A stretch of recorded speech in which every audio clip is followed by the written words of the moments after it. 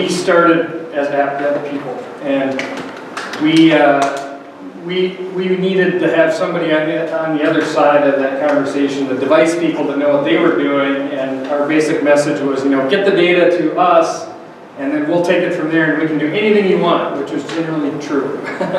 What we found in working more and more projects is that we really needed to get down more at the device level, where we could understand what the protocols were, how the data was being packaged, and all these things that become very important to the success of an IoT project. So over time now, we've started to move the other way to where now we're playing with lots of devices. We're working with firmware developers to talk to them about how to put the kind of client on their piece of gear that we need and those sorts of things. And so it's been a lot of fun, and we're just kind of continuing to expand our expertise and knowledge in the area of IoT. So you'll see a bit of that tonight with Chris's presentation. Thanks.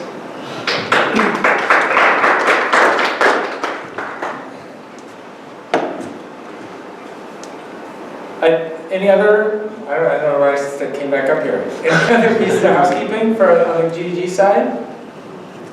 We're still looking for more volunteers for DevFest. If you don't want to necessarily give a talk, but you want to help out in some other way, either before the event to help us set up, or during the day out, either the morning or afternoon, or at the end of the day to help with cleanup. Let Boyd or me know, and we'll get you hooked up. Yeah, those day of volunteers really make the event a great event. Yeah, so we pitched for talk, really, and also for the DevFest talk, we're trying to do an initiative this year as well to encourage newer speakers. So we've got some folks kind of earmarked for mentoring. If you're anxious about getting up in front of a bigger crowd and more formal event like that, we have some resources and some hopes of helping you along in that. So do consider that. And also the other way that we couldn't have DevFest happen without our corporate sponsors. So if you work for a place that does sponsor events that are community events, I would love to get in touch with you, and if you to get in touch with whoever at your company would be the person to talk to, that would be great. So those are the things regarding DevFest. I want to hear about IoT.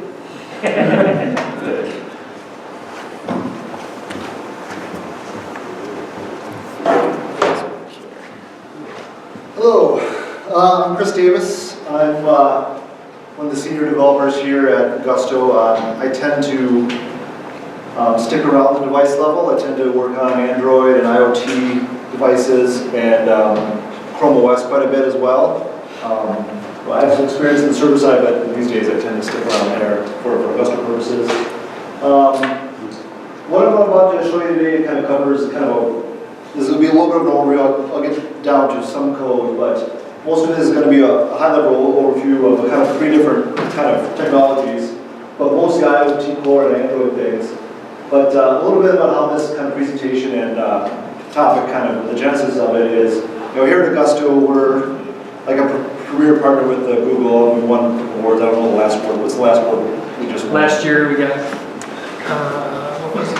Cloud Platform of the Americas. Yeah. So we get a lot of opportunities to work on beta products, things that are closed beta at Google. So something that we've had access to for a while is IoT Core, which is a new product that they've been working on. And we've been involved with the closed beta of it and played around with it. Just went open beta, I think, 1st of October, I think it was. And I think they're going to release it in production, I think, at the beginning of the year. So they came to us. They have, it's online now. You can go to it. They have example code stuff there, but they wanted something to be able to kind of show how it actually works on devices in an actual environment you need to provision a device to get into IoT Core. I'll talk a little bit about the specific technologies as we go. So Google asked us to build one of the demo for them and then release it open source. And after going back and forth, we really wanted to do an IoT Core and an Android Things demo, but Android Things is still in developer preview, and they also want to be able to show it working in other environments besides Google stuff. So we also built a demo using Raspbian, just a normal running Raspbian using Node.js. So the examples I'll show you will be some Android things as well as some straight up Raspbian devices.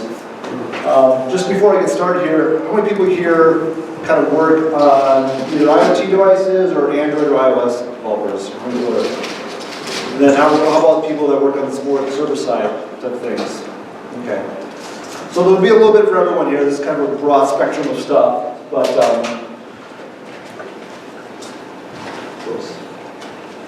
yes. Okay, so the big three things I'm talking about that I mentioned is IoT Core, Android things, and Raspbian. And I'll barely touch Raspbian. I just have a lot of code that we will open source related to that. But there are three kind of disciplines. IoT Core is going to give you services related to kind of manage your devices. It's going to provide communication, security, some sort of a level of organization to your devices. But it's all in GCP. Everything related there is up in Google's cloud platform. Android things, and they're not inherently connected. There's nothing specific about Android things that has to be used with IoT Core or IoT Core with Android things. They can use totally separately from each other. Android things is just basically taking the Android framework and moving it over to IoT devices. They strip away a little bit of the Android that you don't need. They give you some specific IoT APIs, and they move a lot of the software that Android developers are custom using, like Google Play services, and moving that on to the Android devices. And they also are providing you a lot of support with the hardware, giving you kits and stuff like that. And I'll go into detail there. And then the last piece here is the Raspbian, which it runs on Linux Debian, and they have a basic desktop for it. But again, the Raspbian will be very light. So the first thing I want to talk about, and I'll talk about the most, is IoT Core. Kind of big question about it is, why do I need IoT Core? There's nothing necessarily in IoT Core I feel that is new, that is like a new technology. It's more or less kind of a collection of services out of the box experience to help you get your devices into Google's GCP, which is kind of the main reason for its existence. So this is on the IoT Core website. It kind of just shows IoT Core, connected devices, and all these other services here. There's a lot of people at Augusta here that know a lot about these backend services a lot better than I do, whether it's BigQuery or machine learning. But the whole point of IoT Core is to get your data into that infrastructure so you can start using it in dynamic ways, whether you want to use it to administer the devices or whether you're going to use it to analyze something, or whether you're going to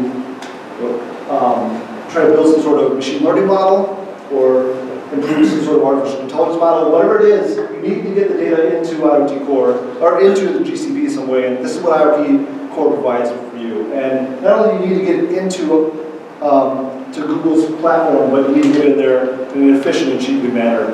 And so they've bundled some technologies that are actually kind of old, but are good for IoT devices as part of their offering.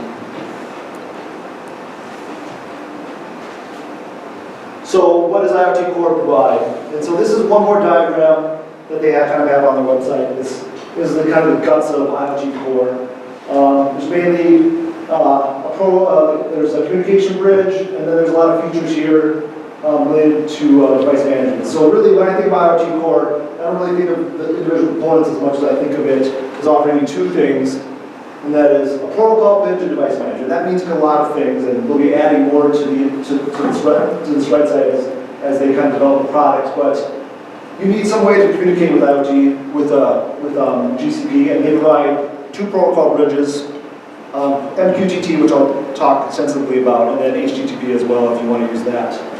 But on the device management side, they offer ways to organize your devices. They offer level security, authentication. They offer an important piece called the data broker, which I'll talk about. And they also provide a way to monitor your devices and get the health of your devices. Things that, again, all this you here, you could code yourself, but they give it to you out of the box without having to develop those pieces yourself.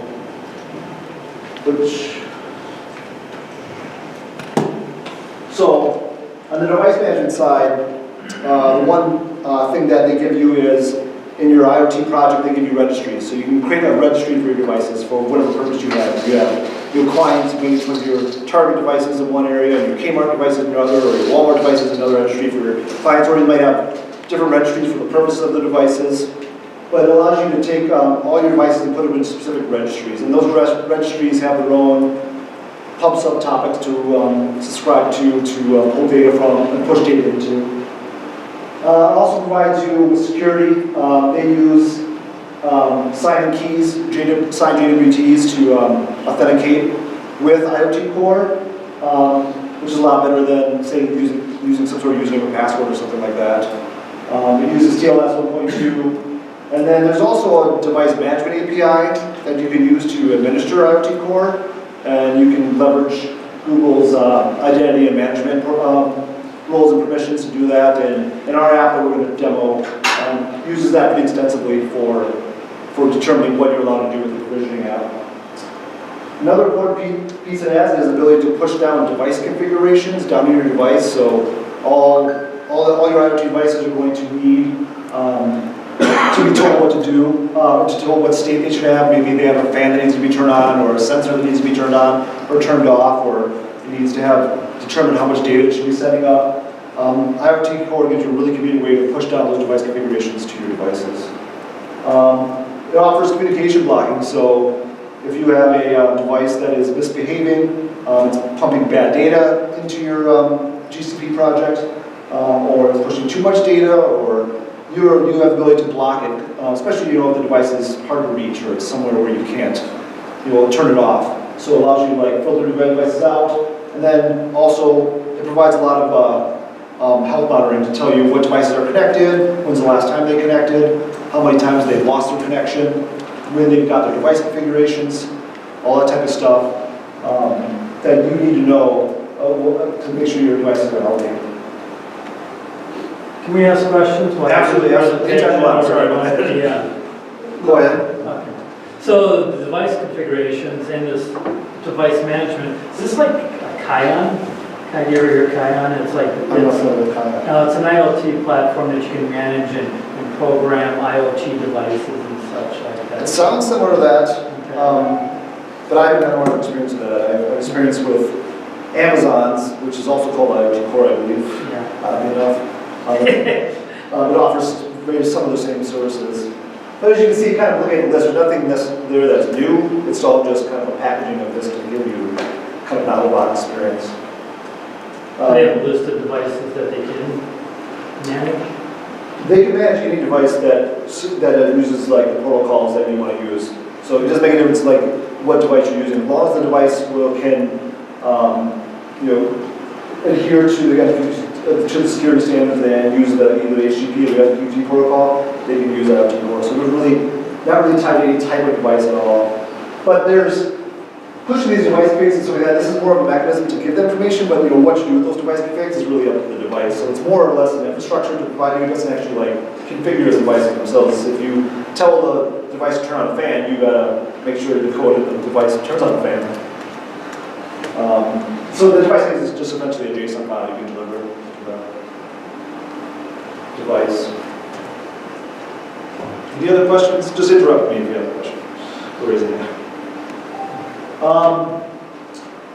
So the other main thing it offers is a protocol bridge. And so I mentioned before, it has MQTT and HTTP. I'm going to talk first about MQTT. MQTT is like a machine-to-machine Internet of Things. This is the connectivity protocol. It was first designed actually by IBM in 1999. They needed to send signals from oil pipelines to satellites. They needed to use it something that barely drained any battery and it didn't use much bandwidth. And so IBM developed this. I can't remember the company they developed for, but they developed the MQTT protocol for that purpose. And then after they developed it, it's quickly started being used by embedded devices.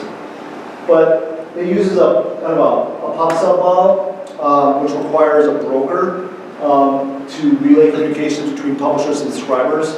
So there's never ever going to be a direct connection between the people that are using the data and the people that are publishing the data. That's always going to be an intermediary between a broker.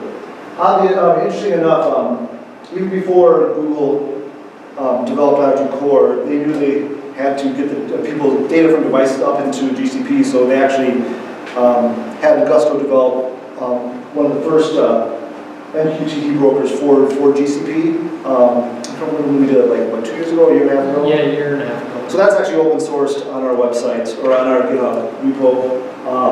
It uses, usually a password doesn't use the same level of security that IoT Core does, but it essentially, we developed that broker part so that devices could connect through MQTT and then get, and then things could subscribe to that broker to pull the data into GCP.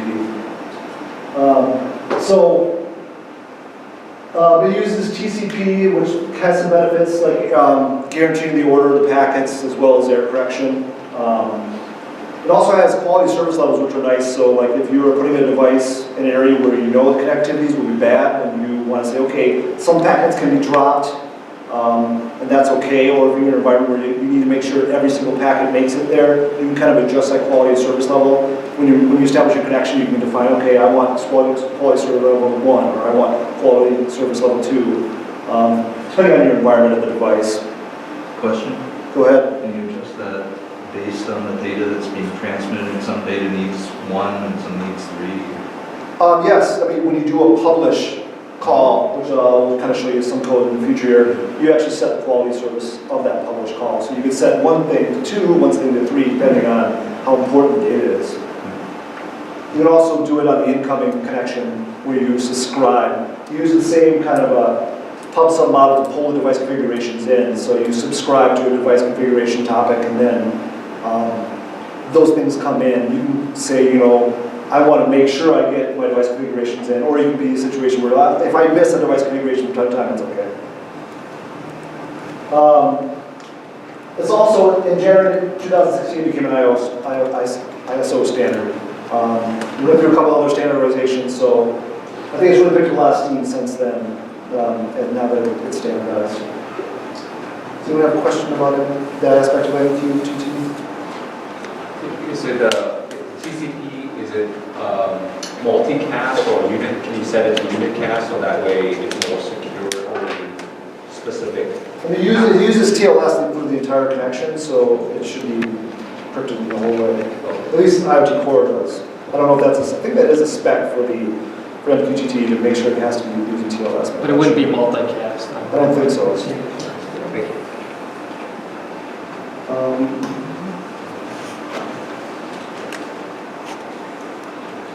So you can use HTTP. It's connectionless. You hold the connection when you use MQTT. And so you don't maintain a connection to IoT Core. And it only supports HTTP 1.0, not 2.0. You also do not get a device connection status. You know, if you're using MQTT, you'll know whether a device has been recently connected or if it's currently connected. You're not going to get that with HTTP because you're basically connecting, shooting your data up there, and pulling it down. Or if you're getting a device configuration, you're basically, asking, hey, give me a device configuration, and pulling it down. So you have to organize that pulling of your device configuration yourself. That's a big negative to it. Nor do you get heartbeat data. The MQTT will always provide a heartbeat to IoT Core, and you won't get that with HTTP. And so, if you were to look at MQTT versus HTTP, MQTT uses less bandwidth, it has lower latency, it has a higher throughput. It also supports raw binary data instead of having to encode it for HTTP, which is important on your devices because encoding that data is going to require more processing power, probably drain the battery a little more. The only main benefit of HTTP, and the main reason I think they put it there, is maybe if you need to get through a firewall, it might be a little easier with HTTP. So for the rest of this, I could put another slide in here based on the pricing of what IoT Core costs. I just didn't want to make it seem like I was selling you something, or throwing up prices, but there are, for MQTT, you're charged by the amount of data you send in. I think it's up to 250 megs for free. And then there's a couple different tiers until you get to terabytes, and it's pretty much the same flat rate. But you're paying for a lot more data when you use HTTP just because it's the protocol. On top of it, there's a bunch of MQT operations related to like maintaining the connection and the heartbeat and something like that, they don't bill you for. So you also have the benefit of some of the infrastructure networking calls that MQTT does, you won't be billed for. You just be billed basically for the data that you send, all the published and subscription data you send. So for the rest of this talk, I'm going to ignore HTTP. I'm just going to assume if you use this product, you can use MQTT unless you're in a rare circumstance. Can you set it to auto-adapt? You'd have to code that yourself because you basically pick one protocol and connect to it. Okay. It strikes me that the firewall issues, you might not be able to get an MQTT connection. Right. I mean, It would make sense to make it auto-adapt.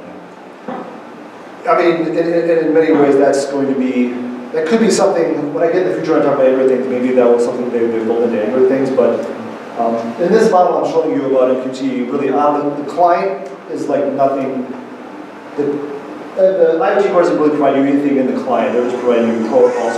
You still need to use an MQTT library in your IoT device to connect to IoT Core. You know, everything I'm talking about is mostly in Google's GCP, it's all on the server side. There's nothing really to do with the client. So if you wanted to say like auto-adapt into that, is something you have to develop yourself into your IoT device app. Does that make sense? It does, but it strikes me as a common enough need that they should build it in the infrastructure.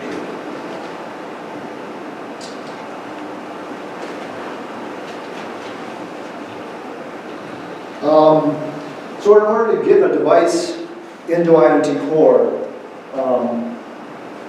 you need to you first have a registry, a project created with a registry. You create a key pair to sign the GDG. You store the private key on the device itself. You take the public key, you put that into IoT Core with the device information. So you will create a device in a registry and say this is device 123. It's got to have a unique ID, but you can generate that ID. And you store the public key into the device information in the registry. Then on the client device again, you take your private key and you sign a JWT. That's on the second. You sign the JWT. You use that JWT to connect over MQTT to IoT Core. It validates that key with the public key it has stored in its registry. Can you just explain what JWT is for people that aren't? Is anyone okay? JWT stands for JSON Web Tokens, and so it allows you to basically store, just like you would in a JSON file. It allows you to have certain properties in there. It's all JSON when you decode it, but then you can sign them with certs, and then just like you would have a kind of SSH situation where you have a signed cert, you have to use the public cert to verify that the cert is valid. I think a better way to describe it is that. Do you have a better way to describe it to you? No. I think that's the general idea. Yeah, I mean you can use two types of signed keys. You can use RSA keys, and you can also use what's the other big key format? So how's it better than just the old token? You go to the API service and they give you a token to use that. Is it because of the public-private key? Yeah, well, maybe normally you would have to username and password to get that token, but in this situation, the private key is signed on the device, and so that key is never transmitted anywhere else. So someone would have to actually hack the device to get that. And each device has its own. Each device has its own private key. And the provisioner creates that key, you push it, take the script to create the JWT, and then you should be going. Well, yeah, when I do the demo, I'll demo almost all of them. That's the solution we kind of created for Google, is basically, our solution eliminates this kind of eliminates what this is going on here. So in our demo, our device creates the key itself. And Android, it stores it in Android's key store, which puts it in a secure spot.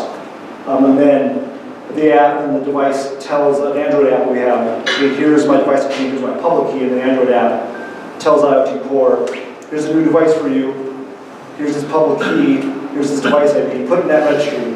And once you get that, you're essentially in the system. Cool. which is what they wanted to demo, which is, hopefully will demo work. The demo guys will do this. We've got 4 devices, so hopefully one will work.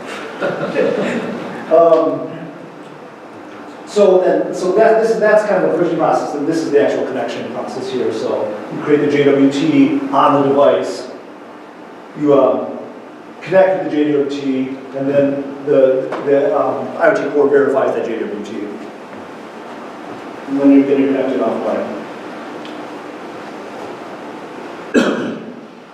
Just for the developers here, I kind of give you, so I want to give 2 examples of using MQTT. This is Eclipse's Patho library, I believe it's called. This is way slimmed down, there's so many more options you have to do, but here at the top there, I'm creating an MQTT connection. This MQTT connections option, you would have a lot more code there that defines, like, you know, I want to use a JWT, and I want to use this quality of service, and I want to have these options to my connection, maybe how long it lasts. Then you create a connection. Once you've got that connection, we'll give you a client which is going to remain connected until the JWT expires. And then the second part there, that's an example of you subscribing to the device configuration topic. So you in your IoT app, you would subscribe to that and listen for device configuration information. And then the last little block there, that's an example of posting telemetry data up into IoT Core. And like I said before, all the code that in our demo will eventually be open source. The Android thing part is all open source now, and I'll show you the GitHub URL of that. The other ones, repos, we're still working with Google, and we're going to release that out. Google may put it on their own stuff. Likely we will put it on Agosto's. And you can see here, that's an easier example question here. I'm setting the quality service piece there. Here's a JavaScript example. It uses MQTT.js, which is kind of the main library to use this for. And here you can see some more of the connection options. Here, normally you could just put a username and password. And our original broker just used a username and password. But now this one uses JWT. So you don't use the username actually, you actually just put unused in there and put the JWT into the password field.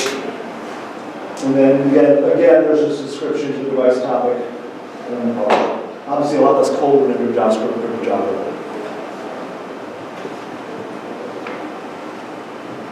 Questions? MQTT-S, is that just the secure encrypted? Or is this vertical? Yes. So I guess you can use, I think, MQTT just straight up without having it encrypted. And it will run on port 18883 if it's not encrypted, I think, and then 8883 is the encrypted port, just like HTTP and HTTPS. So that's not a standard port, you define your own port, right? You could, but that is the standard port for encrypted MQTT. Well, that shouldn't be hard on a firewall. Right, you just need to open that port up, but if you get like a really strict device admin or network administrator won't open it up. So, and that's going to be my last thing for MQ or for IoT Core. Does anyone have any questions about IoT Core before I kind of move on to Android things? I think one comment why we're excited to move from the broker we built to IoT Core is just because it's built as a service that's highly scalable and all the data is being saved in multiple zones and all that good stuff. So we're kind of out of the scaling game now and out of the details. We're just a user now of the service, and it's a much better place to be when you're trying to build a product and you want to spend your time on that stuff. So we're still supporting it, and there's certain use cases where people want to still use it, but we're starting to move our customers off of our own broker and into Google's service. So Android things is a fairly large topic, and so I'll be very, very high level talking about it. And certainly, I think we've had talks here at GDG just specifically about Android things. But Android things kind of provides you 3 basic things to help you out if you want to go to that path for IoT. First of all, Google has a bunch of certified developer boards and developer kits that you can use, including the Raspberry Pi, but other boards that are better for manufacturing. And a lot of setup development kits. They work with some partners, so you can buy these kits, and they all work with Android things. And peripherals and stuff like that. And we've also been, just like we've been talking to the IoT Core team, to do this, we've been talking to the Android Things team quite a bit as well. And their goal is to give kind of manufacturing assistance to people once it's, just to back up, Android Things is still in development preview, so it's like from, I think, 0.51, so it's still a little green. I found it to be, even in its current state, to be very useful. And there's clients we're working with that we've already started to use it. I mean, it's got its rough edges, but it shows a lot of promise and it works fairly well. And even when we were making the Raspberry Pi version, there were so many times where Google would back and say, hey, can you maybe add this feature to the Raspberry Pi version? Maybe this security measure, this something, and that was already rolled into the Android thing. So it gives you a lot out of the box that, for example, the securing of the key. So the device key is stored in the Android key store, which makes it a lot more secure, but there's nothing specifically on that in the Raspberry Pi, so right now the device key in my Pi example is not very secure compared to the way it is in Android things. I mean, it's just a demo, but if you were going to build something out for production, you'd want to secure the device key, or the private key a little more than I had in my Raspberry Pi demo. And I'll talk a little bit about the manufacturing in a second. And then they also provide you with an SDK, which is basically just the same Android SDK used for phones, but they pulled a little bit of out, that stuff that's totally irrelevant to IoT stuff, like using the calendar. There's there's no reason for the calendar API or something like that in there. But they also gave you a Things API support library to deal with, running drivers for the various attachments you might have, and then stuff for affecting the device in a way that you normally wouldn't be allowed to on an Android phone. It'd be like automatically reboot the device or automatically do these things. Things that normally you would ask user permission to do, but they allow you to do because you are the app on the device itself. And then they are actually, when we talk to the Android Things too, they are going to eventually make an IoT Core library, first-party library for Android Things at some point. So some of the stuff that I've actually built out will probably get replaced at some point by Google to just be able to set up an MQTT connection or generate device keys or get your device configurations, all that stuff. They're going to create a first-party library eventually for that. The other big piece of the Android Things piece is there's an Android console, which is kind of serves the role of kind of OEM support. It allows you to build factory images and push over your updates to your device and update your app and stuff on the device. And of the three components, and they're all pretty important, but that console piece to me is the most interesting because it just gives you a way to manufacture and maintain your device in a very easy way, just as easy it is to almost update your app in the Play Store. Go ahead. So you were talking earlier about the Android IoT Core kind of software package. Yeah. So is this the whole, and I don't know enough about the Android operating system myself to say the difference between O or N, and it says that kind of that whole concept where they're trying to split the code more into non-phone or phone, and then they're just building a special code base, so they're going to make one just for IoT? No, what I mean by that is, they're going to make just a library specifically for IoT Core that's separate from Android things, so it's something that you would just pull into your app, but then not have to use that code I showed you before. I was using Eclipse's Patho MQTT library to connect with IoT Core. So again, there's nothing on the client that's specifically IoT Core, but Google, the Android Things team is working on a specific library just for IoT Core to get connected to IoT Core and publish data. I wouldn't be surprised even if they do it for IoT Core. It's part of the normal Android operating system too. So if someone wanted to have a phone that connected to MQTT, they could. It wouldn't be the worst thing in the world to use MQTT on a phone either, just because it's going to use less data, it's going to use less battery. Are we going to see that console? Yes. Awesome. Also the console pushing over updates. I'll get to that in a second. So on the hardware front, this is what I got going over here. So this is the Raspberry Pi. I just want to talk about this because when we talked to the Android Things guys, they asked me what I was developing, and I told them I had a Raspberry Pi, and they said, well, that's a good starting board. And basically, the main reason they're talking about that is because the Raspberry Pi is not really scalable in the same sense, where if you have 1,000 Raspberry Pis, how are you getting those manufactured at a cheap rate with all your stuff on there? they're working more with smaller chip companies. So Raspberry Pi is great to play with. I mean, if you're just getting started, it's a great board to play with because you can put Android things on it, and you can also put Raspberry on it. And it's all it is on the SD card, so you can literally just swap out SD cards and move from Android things to Raspberry and whatever you're doing. But this is an example of one of Google's boards they recommend to us. It's this NPX, I'm trying to name the company that does that, but all their other boards are all system-on modules, so I've kind of outlined it here. This is actually the chip that has the Android things compatibility. So if you code to work on this system-on module, this chip can go on different boards. So if you were going to make an IoT device, half of what's on this Raspberry Pi you would not care about. There's no chip to pull off the Raspberry Pi to. I think Raspberry has developed some sort of product that's similar to that, but it's outside the scope of what I'm doing. So if you were going to say, well, actually, you're not going to care about the display port or the Ethernet, maybe the Ethernet adapter or the USB cables or the USB inputs, you would just be able to take that chip, make sure Android runs against that chip, and put it on a much cheaper board. And then Google's supposedly going to help people, set up manufacturing that way. So if you know it will run on one of their system-on-module chips, then you should be able to pick different boards that they have set up to say, okay, this board only needs cellular connection and it only needs these features. And so you can get as cheap as board as possible for your IoT device. It was something when we were talking to the Android team, they were really keen on making sure I knew that. This is a fine for starter, but when you start developing things, if you actually want to go into production, you should move off to this other board. I'm not going to talk much about the SDK because it's a huge topic and not everyone here is a developer, but I just wanted to point out everything on the screen is all you need to do to make an Android app into an Android Things app. Android has a Gradle build file and a manifest file. You need to pull the Android Things library. You need to add this thing that tells it it's an IoT app, and you have an Android Things app. Now, if you're using some of the libraries they pulled out in your app, like I said, like the Google Contacts API or something like that, then your app's not going to run on Android Things. But what you're doing with that in your IoT app, I don't know. So, but it's very simple just to create any app you have made and make it run an Android Things device.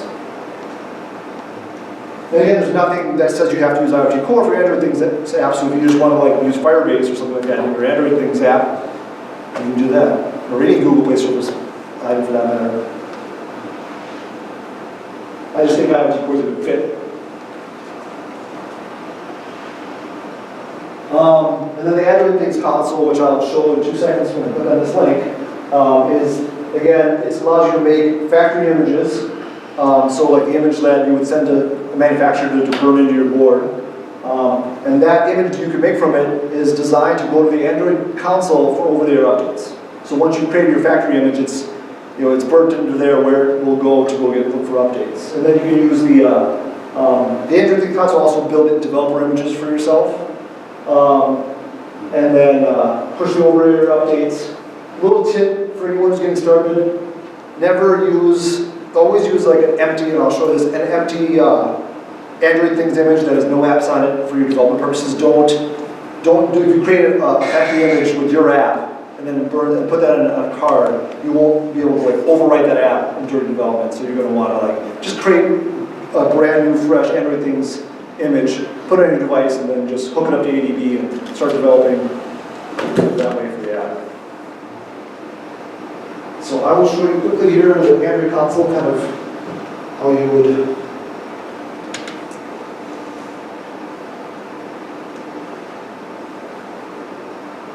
So here's my IoT Core demo app or project, and this is just some basic settings so you can create a particular build for each piece of hardware you want.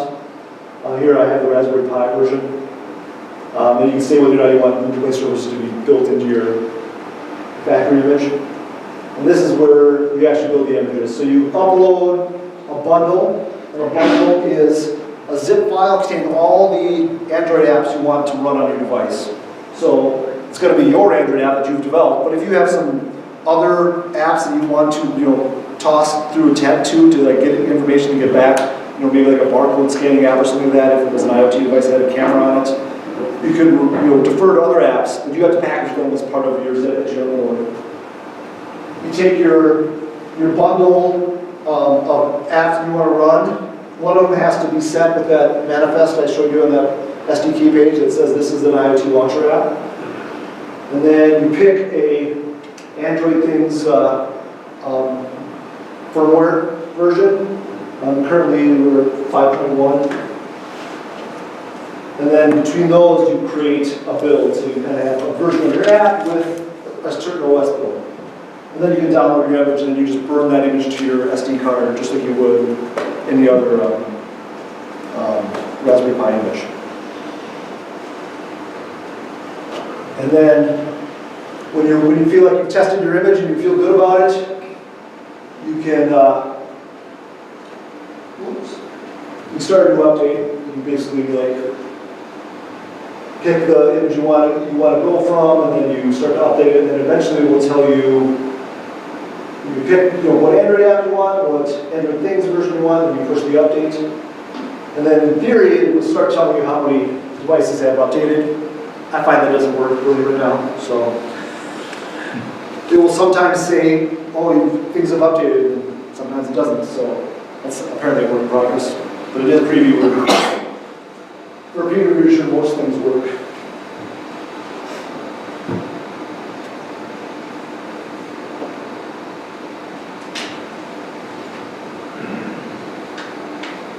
All right, so now that I've covered kind of the bigger topics, I'll talk specifically about the demo I've set up here. So, what we have a situation, we have a bunch of devices here. So we've got some Android things and some Raspberry devices. So I have 4 up here. You'll see these things as they go. I have 2 Android things and 2 Raspberry images. You can know the difference because hopefully you can see this or come up later. These things have these things called rainbow hats on them, and the Raspberry ones have just these thinner LED strips. So you have these devices. Our software runs a Bluetooth, or go to the next slide. So it has an internal web server running, which is kind of security risk, so it's only going to run when we're trying to configure the device. We don't want it running when the device is not, when it's already provisioned. And there's also broadcasting a beacon. So and then we have our Android app over here, which is scanning for beacons.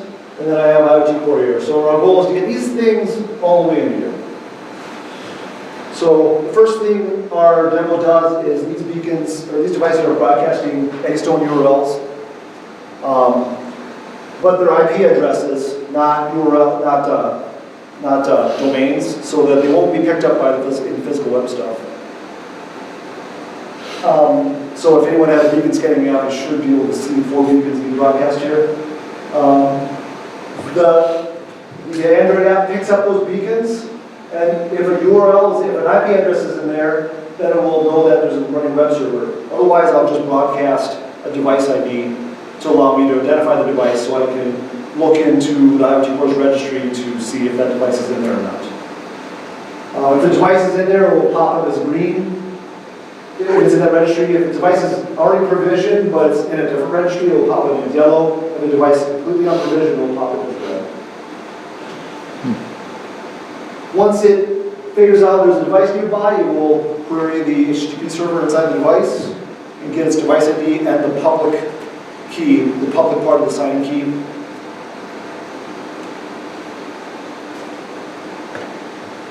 Then, using the device management API, or the IoT Core API, it will take that public key and that device ID and also the registry ID, which I'm missing here, and push it into IoT Core.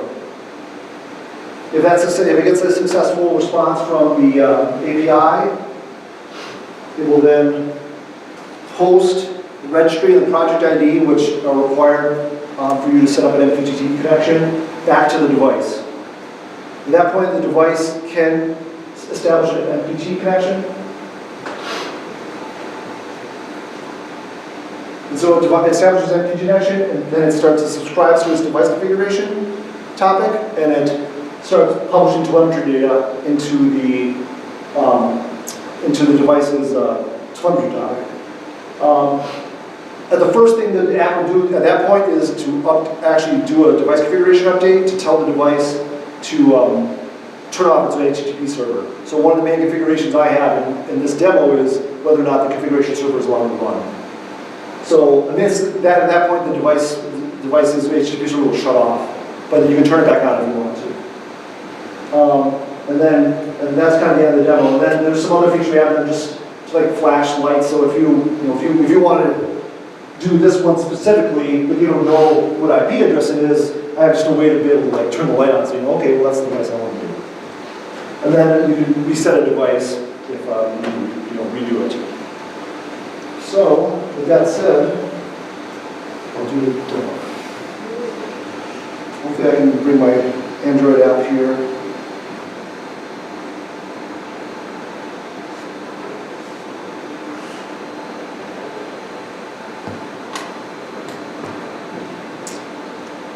Other screen. All right. I'll just do this. Okay, so you can see here, I have a project I've set up that I've called IoT Core actually that I wanted to do.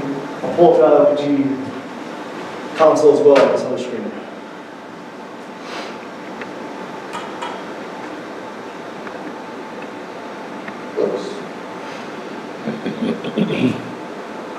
So here's the IoT Core console. I can see I've created 2 registries.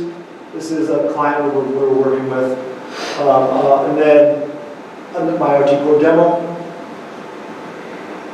And then here I'm going to look at here. You can see I have a bunch of devices here that I've already registered when I was playing around. If you look at an example of a device, it has, last heartbeat time, last publishing time, the last time it was configured. I'll come back here. The history of its device configurations. I'll come back after we actually deliver it, register the device. All right. Go ahead. Is that what they call device shadow, as in the systems of the state that was last known for the configuration? I think so. I don't know. I've never heard of them refer to it specifically as a device shadow, but I think that is what you're talking about. All right, so here, let's say we were looking for a device. Okay, so here I can flash one LED, flash the other one, flash the other one, 3 rainbow colors. All right, so they kind of have a color code based on their state. If I were to reboot them, they flash a blue thing if they're okay. They flash red if they're got some sort of problem like that. In this particular demo, this is kind of a limitation of the demo. They have to be on the Wi-Fi network. In a real-world example, we probably want to solve that problem and not having them have on the Wi-Fi network. Kind of an evolution of this product, I think, is I will add some way to configure everything through Bluetooth, and so I can eliminate the whole HTTP server at some point. But Google just said it's okay for the demo purposes to use the HTTP server inside. Oops. All right. So if I pick this device here, I'll provision it, and it says it's 0D85 there. So I provision, now it's turned green on me. Now I know it's publishing data. It should get should turn lights on when it's publishing, and should turn lights on when it gets configuration data. So you see now on my app, it's removed its URL because that's the device configuration is not running anymore. So now, if I want to update the device configuration, I can say, okay, I want to enable my config server, and now it's turned yellow, so it's got the device configuration. Now you can see the server popped in here. So now that it's running, I can flash the light again if I want. Most of this stuff can also be done through the admin console. So that was device D85. Let's see if I can find it here. I have apparently more than 10 devices.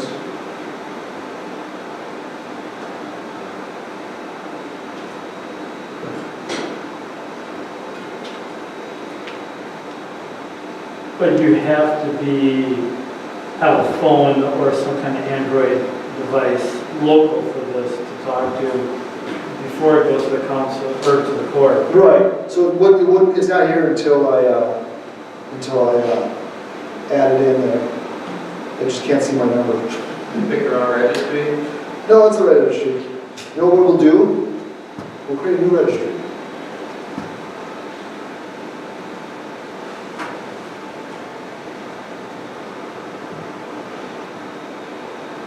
Create a telemetry topic.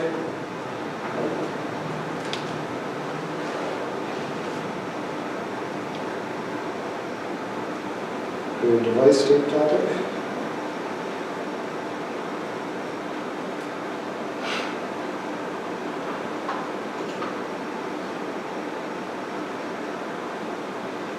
Yeah, close. Very nice. Oh.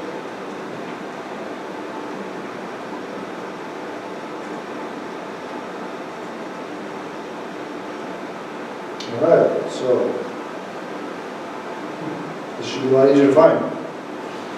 So I will bring this up again. So now you can see this one popped in as yellow here because it's already provisioned, but it's in a different registry. So if I want to add this one here, provision this one.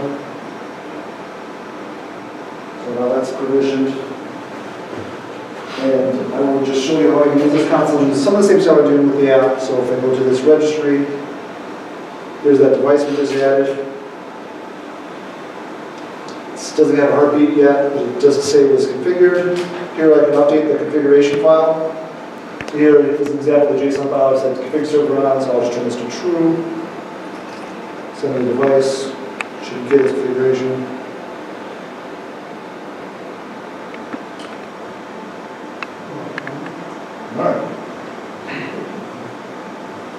Alright, so I can just do the rest of these for the heck of it.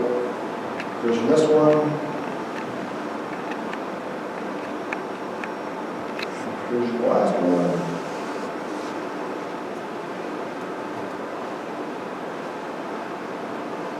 Then show you on the last one there.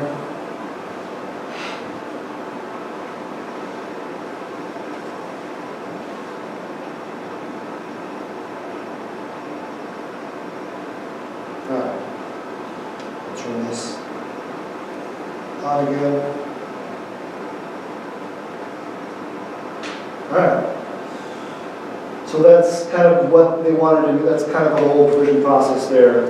So now, the key thing is like everything I've shown you kind of is will be open source. So getting the device into IoT Core is not really specific to any type of app. All devices need to get in there. So once this is out there, and as we continue to improve it, you can use this for your own apps to like get your devices into IoT Core, and then all the rest is up to you to decide what data you want to post and how you want to use that data once it's in IoT Core.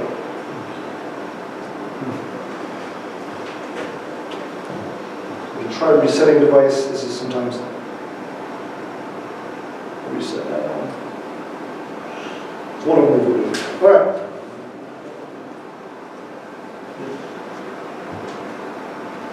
So, I'll just go over lastly a little bit about the projects themselves. The Android provisioning app, so I'll eventually have a GitHub, and hopefully I can post this maybe somewhere on the meetup or something like that so that people who want to get the code can do so. There's a Play Store URL that if you want to play with the app. It's in a beta right now until Google gives me the okay to publish it live to the store. If you go to that URL, if you want to email me after this and say, hey, can I be added to the beta? I'll add you there if you want to play around with the app. If you want to, because the Android things stuff I'll show is actually open source, so if you want to use the two together, you don't necessarily need code for the provisioning app to provision a device, so you can just have the app installed and do it. I use AltBeacon for the Eddystone URLs. I built it with Android Studio 3, so it's all the way up to date. Android Studio 3 was just released not that long ago. In this case, it uses Google Sign-In for auth. Uses like the IAM, or the identity and admin management rules and privileges.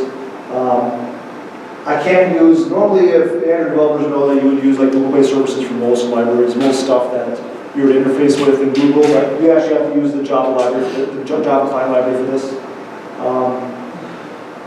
So that will be there, and eventually get out. The Android Things app You can find it here in our GitHub repository. Uses the Android key sorter to secure the key. This is built with 3.0 as well. Uses the Eclipse Pathway Java library from MQTT, and it has Rainbow Hat support, which is, the Rainbow Hat is an extra add-on. It doesn't come with the Raspberry Pi board, obviously. You buy that. Google had that made specifically for Android things to play with.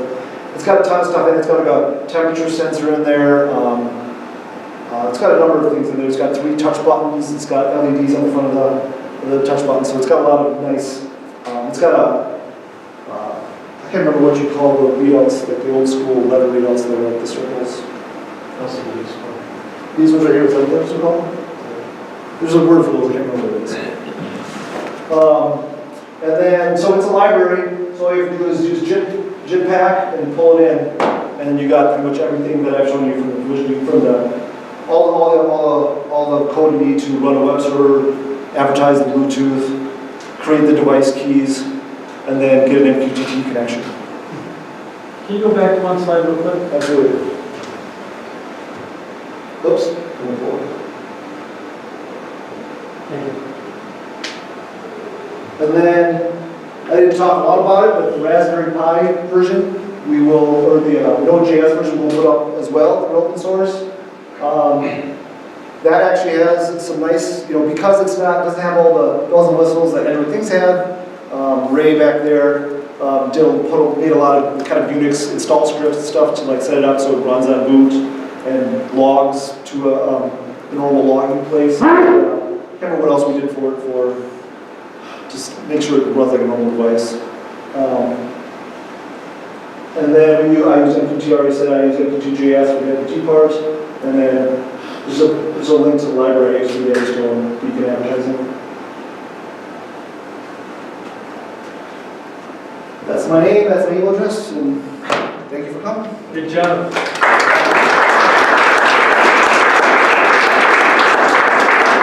Anyone has any last questions?